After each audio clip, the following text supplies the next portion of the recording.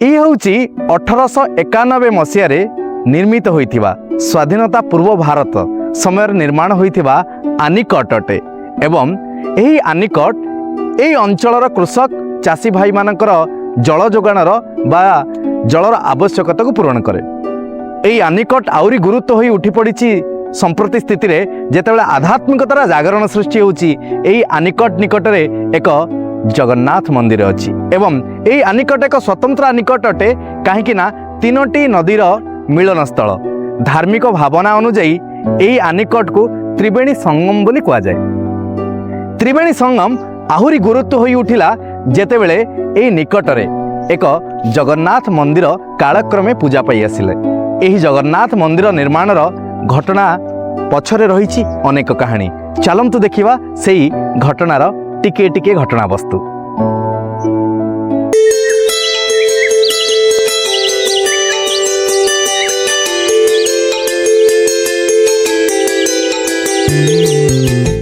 त्रिवेणी आनिकट त्रिवेणी रे पूजा पाउथिबा जगन्नाथ एक अलौकिक घटना सहित संपृक्ति थिला पर जेतेबेले हम जानिलु पहुँचीलु सेही भक्तों पाखरे जो भक्त सेही पवित्र बड़दिया बड़ ठाकुर विश्वनियंता को विगत दिन में पाइथिले।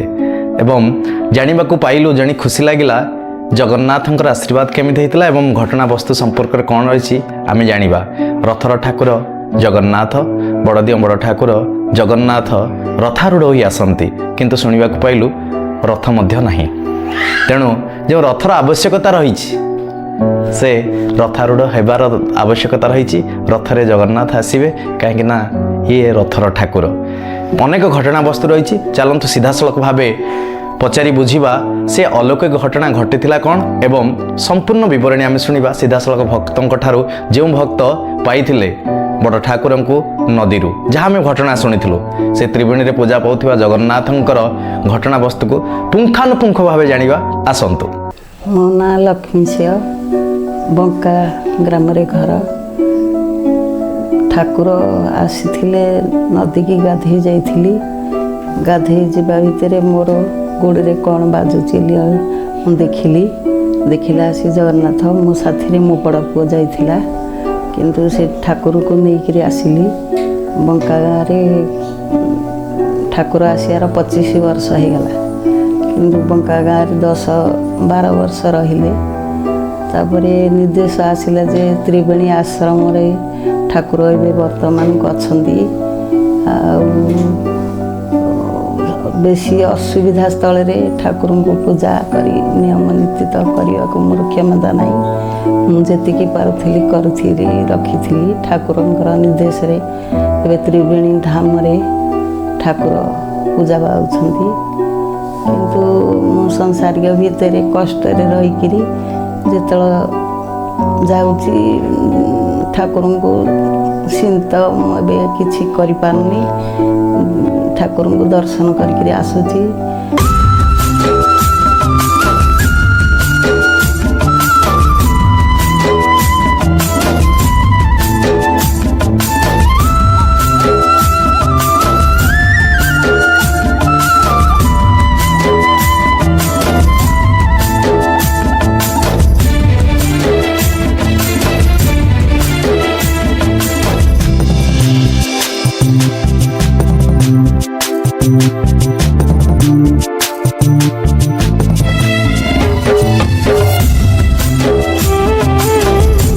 ये हूँ से ही गृह जहाँकि भारत स्वाधीनता पूर्व तैयारी होता। आनिकटर रक्षणाबेक्षण यही गृह प्रযোज्य अटे।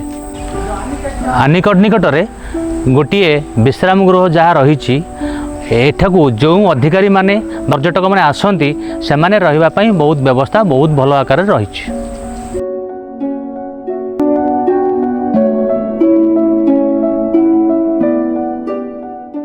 जल बहुले सृष्टिनाश जल बिहुने सृष्टिनाश। जेतेबेले जल अधिका थाए ताको संरक्षित करिबा एवं जलर अभाव समय ताको उपयोग करिबा एहा तो जल संपद विभागर कार्य। 1891 मसीह सृष्टि होइतिला एक आनिकट।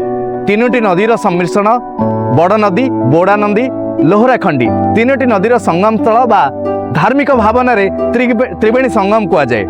सर्वोपरि ए अंचलर चाष क्षेत्र को जमी चाष जमी को पानी जोगेवा पाई एही आनिकटर व्यवस्था होइतिला। परवर्ती समय रे एही आनिकट निकट रे देखा देइछि एक जगन्नाथ मंदिर, जो जगन्नाथ मंदिर त्रिवेणी संगमर गारिमा को आहुरी गुरुत्व बढ़ाई देइछि। समय क्रमे बैशाख मासरे गुरुत्वपूर्ण बुड़ अटे, से समय लक्षाधिक लोक ए अंचल को आसती पवित्र बुड़ स्नान देवा पाई।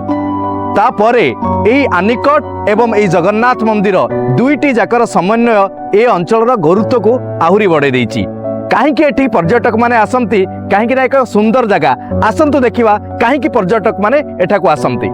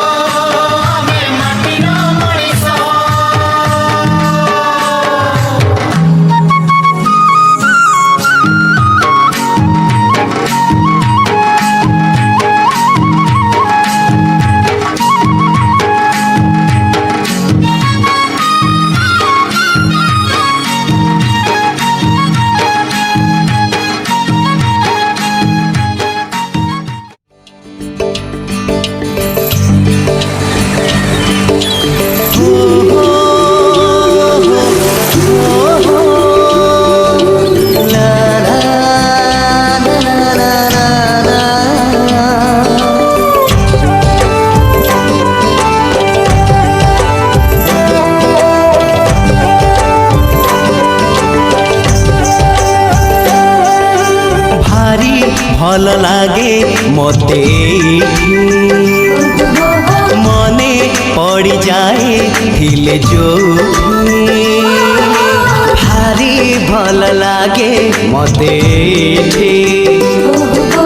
मने पड़ जाए हिले जोठी जो धूड़ी रे गड़ी छिएते जो बाली रे खेली छिकेते जो धूड़ी रे गड़ी छिएते जो बाली रे खेली छिकेते केमिति बा भूली जीवी तार मुहटी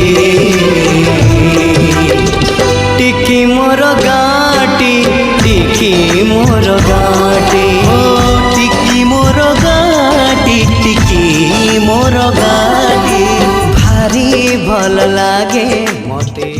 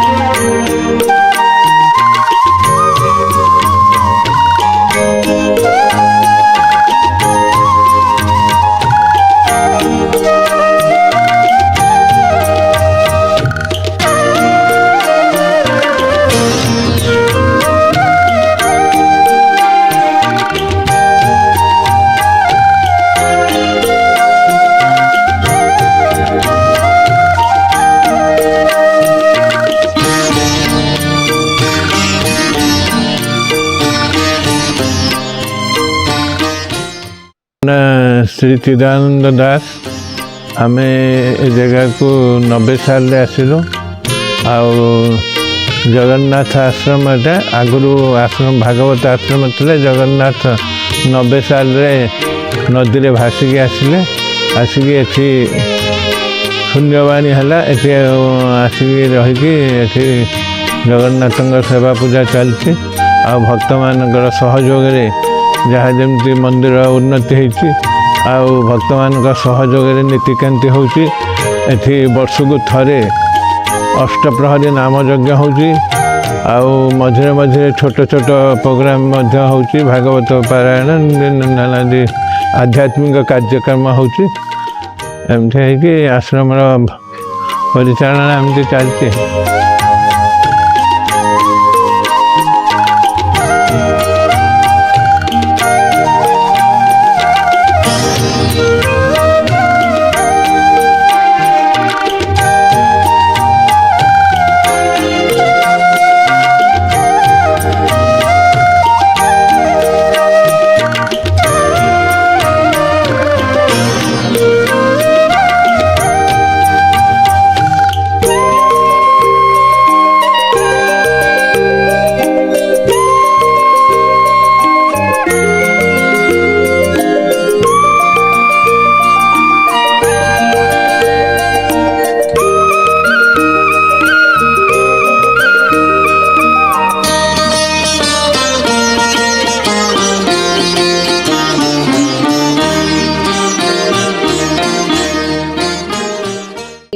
बरंगे पुणी आसबे गोपपुर रहिबे राम दामोदर शुणी हुअतु शोकचित शोके बोलती एही मत कि बुद्धि करिबा गो एबे कृष्ण मथुरा जेबे जिबे केमते बचिबा गो दिन कृष्ण जे आमर जीवन।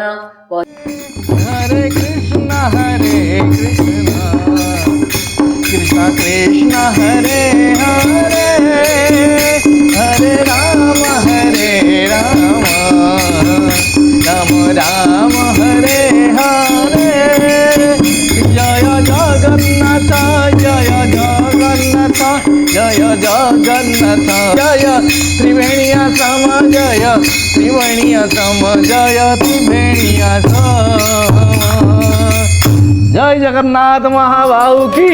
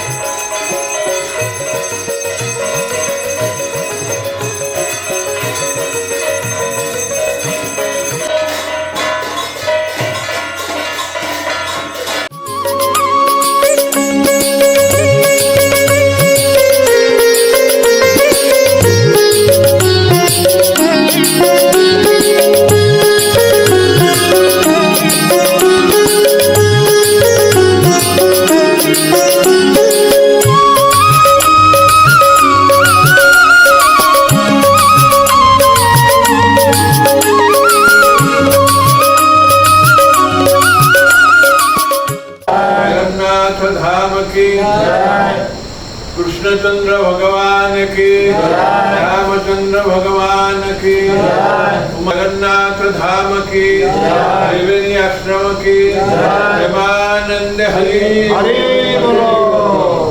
ए संसार रे सबुठारु श्रेष्ठ होची राम नाम रूपी धन। यही धन आपण पाखरे थिले मला बेले आपणकर संगरे जीव। आपण जदि भगवानकर नाम भजन करिसेंती, भगवानकर स्मरण करिसेंती, भगवानकर चिंतन करिसेंती, भगवत भागवत संग्रह करिसेंती, सत्संग करिसेंती, ताले ए सबू आपणकर संगरे जीव। आपण एठिकार जिनिस जेते संग्रह कले भी आपणकर संगरे जीव नाही।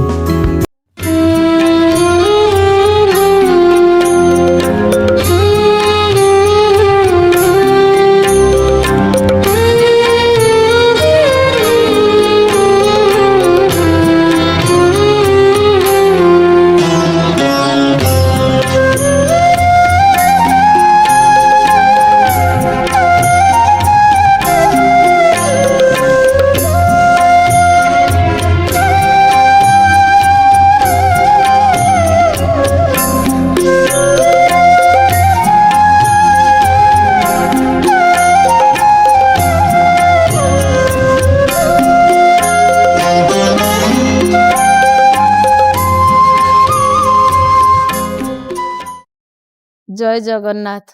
मोर नाम होची मामा नायक, आउ मोर स्वामी नाम गौरहरि नायक, आम ग्राम होची माधवरीडा।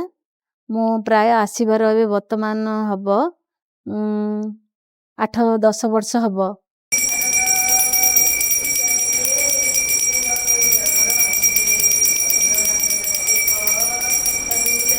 जगन्नाथ जो आसते जड़े भक्त ବଙ୍କାର ଜୟଗୁରୁ ଭକ୍ତ ଜଣେ ମା ଜଣେ ସେ ନଦୀରେ ଗାଧୋଇବାକୁ ଆସିଥିଲେ, ତାଙ୍କୁ ଦର୍ଶନ ଦେଲେ, ଶୂନ୍ୟବାଣୀ ହେଲା, ଆଉ ଆମକୁ ମଧ୍ୟ ଶୂନ୍ୟବାଣୀ ହେଲା। ଏହି ହିସାବରେ ଆମର ଜଣେ ବାବା ଆସିଥିଲେ, ବୟସ୍କର ବାବା, ତାଙ୍କୁ ଶୂନ୍ୟବାଣୀ ହେଲା। ସିଏ ଆସିକି ସେ ଆଣ ବୋଲି କହିବାରୁ ଏଠି ଆସିକି ଜଗନ୍ନାଥ ସ୍ଥାପନ ହେଲେ। ଜଗନ୍ନାଥଙ୍କ ରଥଯାତ୍ରାରେ କିଛି ବ୍ୟବସ୍ଥା ନାହିଁ। ତାପରେ ଏଠିକାର ଯେଉଁ ମାଧବବେଡ଼ା ଗ୍ରାମବାସୀ ସେମାନେ ଆସିକି ଜଗନ୍ନାଥଙ୍କୁ ଗୋଟେ ଅଟୋ ସାହାଯ୍ୟରେ ନେଇକି ଗ୍ରାମ ବୁଲେଇକି ଆଣିକି ପୁଣି ଆଶ୍ରମରେ ରଖନ୍ତି। ଆଉ ଆଶ୍ରମର ରଥ ସେମିତି ହେଇପାରୁନି, ଆଉ ସହଯୋଗ ହେଇନି। ପବିତ୍ର କାର୍ତ୍ତିକ ମାସରେ ଅନେକ ଶ୍ରଦ୍ଧାଳୁ ଏଠିକି ଆସନ୍ତି କାର୍ତ୍ତିକ ମାସ ବ୍ରତ ରଖିବା ପାଇଁ ଏବଂ ବିଧି ବ୍ୟବସ୍ଥା ଅନୁଯାୟୀ ଏଠି କାର୍ତ୍ତିକ ବ୍ରତ ପାଳନ କରନ୍ତି। ତ୍ରିବେଣୀ ସଂଲଗ୍ନ ଆନିକଟର ରହିଥିବା ଏହି ଜଗନ୍ନାଥ ମନ୍ଦିର ସେମାନେ କାର୍ତ୍ତିକ ବ୍ରତ ରଖନ୍ତି।